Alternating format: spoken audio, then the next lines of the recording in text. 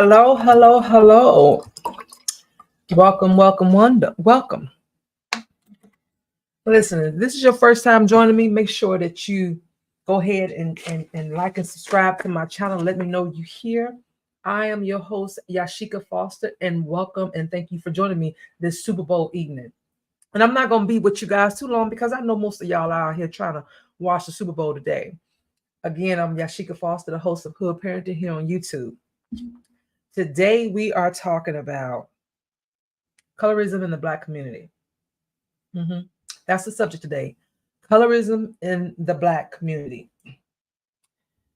Let's go down a history. Let's go down memory lane or a history of how we got here. So colorism is one of those things where it was created to divide Black people against one another, to make them feel like one of us was more superior than the other simply based on the color of our skin. Because colorism started during slavery. That's no shock to anybody that colorism started during slavery. It was the ones who were lighter complected that were given certain privileges that the darker complected Blacks were not. And so because of that, it pinned us against one another, where we looked at one as being more privileged or more, they could do more things versus somebody with a darker complected skin. This is still going on today. It's still going on today. It's not so much that it's being pent up for other people against us. It's us within ourselves. Us within ourselves, where this colorism theory is still alive and well. It's still alive and well. There used to be this test that was done years ago, where in the 19th and 20th century, where you were considered darker complected if your skin tone was darker than a brown paper bag. If you were lighter than a brown paper bag or the same color, then you were considered a trustworthy Black person, according to the 19th and 20th century when the brown paper bag theory was introduced. Now, here's why I have a problem with this. Like I said, we're still doing it. We're still in this theory where colorism exists, and we feel that if a person is lighter complected or if a person is darker complected, the darker complexion person doesn't get the same privileges as the lighter complected person. Now, first I'm going to explain, I am going to read to you what colorism is, just in case there's a misunderstanding. And this is for us all. If this is your first time here, you guys know I do FUA for us all, FTC for the children, and FUP for the parents. And this one right here is for us all, because like I tell y'all, if there's something I'm talking about, it's because it's something that's going on in my family or somebody that I know, or a combination of both. Just depends on what day of the week that we're talking about. Okay. So now, this is what the internet says colorism is. Colorism is the practice of discrimination, and I'm reading this word by word. Discrimination by which those with lighter skin are treated more favorable than those with darker skin. Does that exist? It does. It does. It does exist. But I don't think people really understand when I say this, what does it really mean? Does that mean that people with lighter complected skin get certain privileges and advantages? Or does that mean that certain things don't happen in them? Because let me say this, as a lighter complected woman, I can tell you that I've been through everything that everybody's been through. There's nothing about my skin that has discriminated me, or should I say eliminated me from being part of prejudices, whether it was because I've been called the N-word in public. Okay, I got into a whole fight as a child in high school because a girl called me the N-word to my face. Then I turned around and got into a fight again. No, I take that back. The first one was an altercation, a verbal altercation. Let me tell you the story. So I worked at Taco Bell.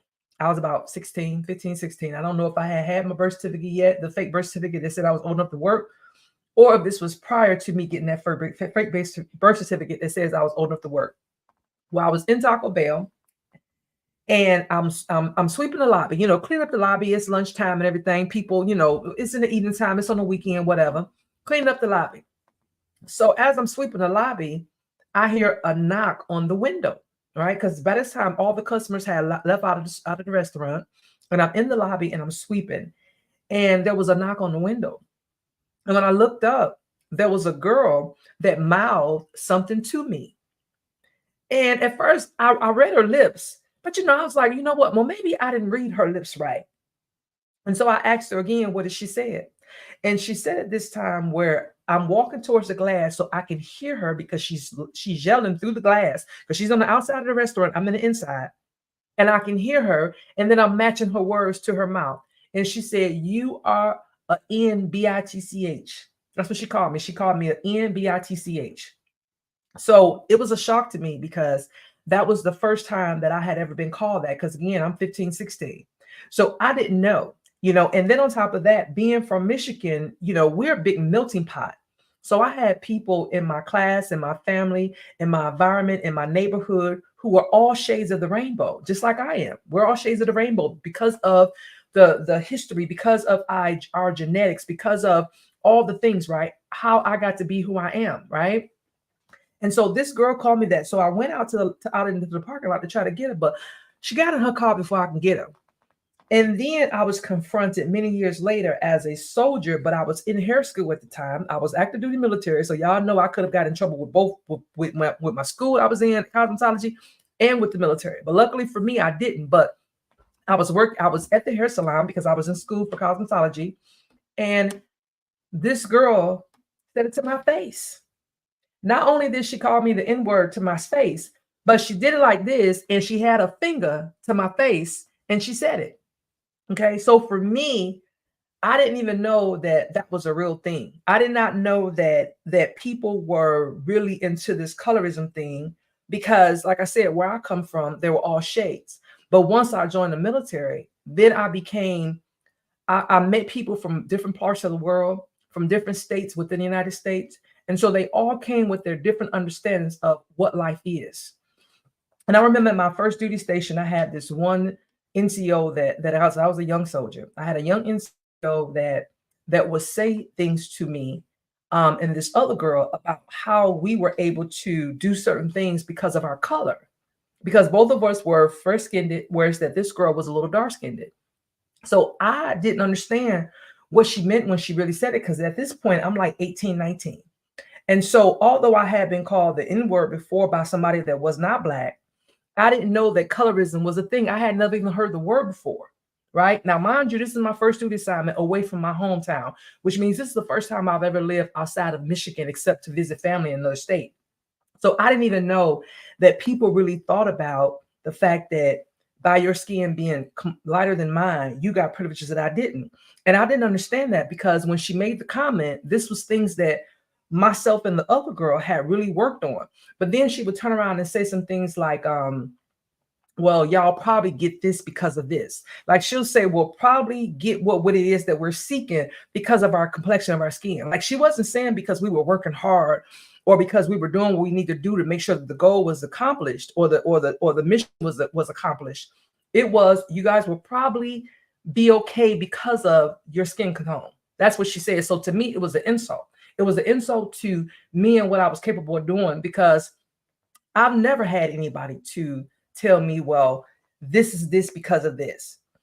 I remember there was a time in the military where I had a discussion with some women who were a little darker than me.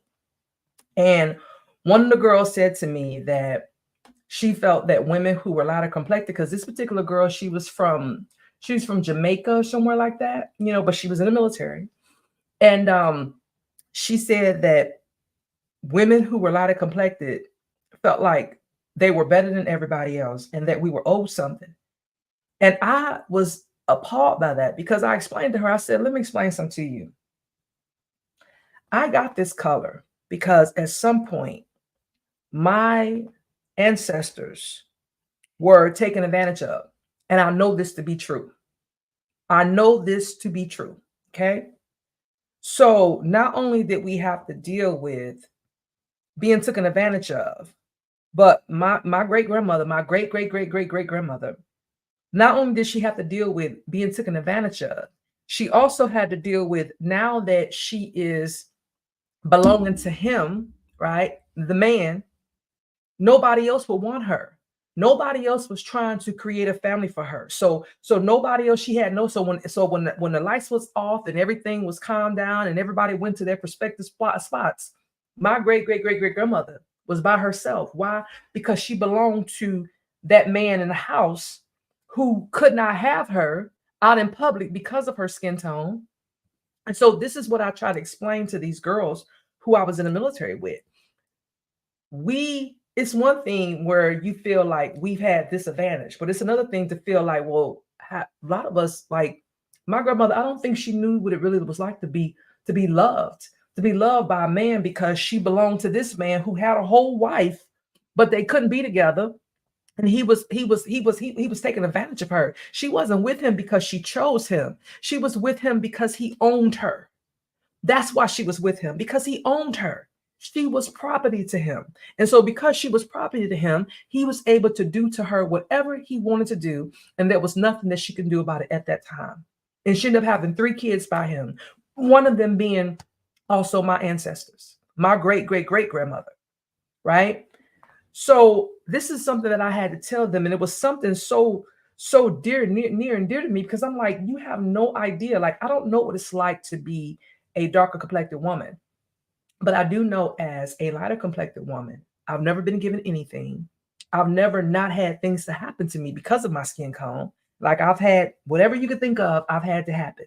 So it doesn't give me a certain shield that protects me from the bad things in the world. It doesn't. Why am I talking about this today? How do we in our community get it where our children are not continuing on with these things that we went through in the 19th and the 20th century, now that we're in the 21st century? I have a daughter that's 10 years old. Her skin tone is darker than mine. She's adopted, but her skin tone is darker than mine. And she notices that there's a difference in the skin tones. And here's the thing, I want to make sure you guys understand. Women aren't the only ones that deal with this. Men go through this as well, right? Men go through colorism as well, right? It's a thing where when men are lighter complected, they're considered not as manly as a darker complected man, right? But at the same time, these same lighter complected men are sought after, because sometimes the women will want to have babies with them because they felt like their kids will have a lighter complected skin. So it's all that mixed up in there. It's our misconception or our thought process about what we've been brainwashed to believe, what creates what. I have a son, my biological son, my baby boy. He's about 5 shades darker than I am. He's about 3 shades darker than his father. Now, how did he get that color? Right? Because it went back. It went back. So just because you do this, it's not guaranteed this. So why is it that our kids are still looking at it like, I want to be this color versus that color? I wish my skin was this tone instead of that toned. How do we get our kids to understand and recognize that being one complexion does not diminish who you are, or being another complexion does not elevate you with who you are? It's the person that's inside of you. It's your morals, it's your beliefs, it's your character, right? It's the love that you have for other people. It's the understanding of the world. It's the respect that you show other people. That's what it's about. It does not give you an advantage. It doesn't give you a disadvantage. Now, can I honestly say that being my skin tone may have allowed people to see me when I walk into a room? Absolutely. Because people are going to turn their heads. Why? Because I am a brighter complected person. But here's the thing. One thing I do know is, although I am a brighter complected person, when anybody see me, they still going to identify me as a Black woman. And I'm okay with that, because that's what I am. So no matter who sees me, they're going to slot me into the category of being a Black woman. No matter my skin shade, I'm still a Black woman. There's no advantages or disadvantages. So for our younger generations, that's what you need to know. If there's something that you want, do not feel like you're going to be outdone or somebody else is going to get something before you because they're a different color than you are. Because sometimes it could just be you're not the perfect fit for whatever it is you want, or you didn't do the work. But people will instantly take it where it must be this. And this is the encounter that I had with some of the women that I was in the military with. They really believe that women of a lighter complexion got privileges. And I was telling them, I was like, I remember rolling a big old tire through the motor pool where nobody helped me because they looked at me like she got it. So why? So did my complexion get me any advantages there? I don't think so. When it came to the things that I had to do in this world, there was nothing about my skin tone that gave me an advantage. It was about my work. It was about what I did to accomplish the mission. That's it. That's all. So I don't want my daughter to believe that her skin tone will block her from getting certain things or not allow her to be invited to certain situations or certain environments because of that. I want her to know it's the character of her. I want her to know it's the morals of her. I want her to know it's the person that she is. It's the attitude. It's all the things where a person will say, you get this or you don't get this. It's not about this. We are so far beyond that. This world has so many shades of people in it until I don't even think we can come up with a number. There's hundreds of different shades of colors of people, right? Hundreds of different shades of colors of people. But for whatever reason, in the Black community, we want to keep this thing alive about what was inbred in ingrained in our heads, right? About this color or this complexion was being more or had this or had that versus that complexion. Can we get away from that? And this is a short video, but I just had to talk about this today because I mean, there's so much more that I want to say, but of course, I don't know the guidelines when it comes to social media and talking about color. But I do know um, I don't want to be kicked off before I can get started. But I hope that whoever's watching this video understands that, right? It's about who you are. If you want something, you go after it. Just because you have this or you have that in our community, and I'm not saying in the other communities, I'm talking about in the Black community. And I want to make sure that's understood in our community. We are still seen as Black, and that's fine. So can we stop the fighting against one another when it comes to this person is this complexion, therefore, or this person is this complexion and therefore? Can we stop it? Because I don't want my daughter to continue that mentality as she goes through middle school into high school. Because I mean, it's a lot. I'm already 50 and she's 10, and we're still going through that. We're still going through that. We're still trying to elevate each other, or excuse me, trying to put each other or put yourself on a pedestal or degrade another because of their color or because of their complexion. What are we doing? What are we doing? Let's get away from that. It's about this. It's about this that gets you into the room and the hard work and dedication. And that's it. That's all. So I don't know who this video is for, but like I always say, if I'm talking about something, that's because it's something that's going on in my life or my friends' lives or a combination of both. It just depends on what day of the week we are talking about. If this is your first time here, please make sure to subscribe and turn on your notifications so when I post a video on Fridays and I go live on Sundays, you will be the first to know. Thank you for watching. I'm Yashika Foster, and this is Hood Parenting. Bye.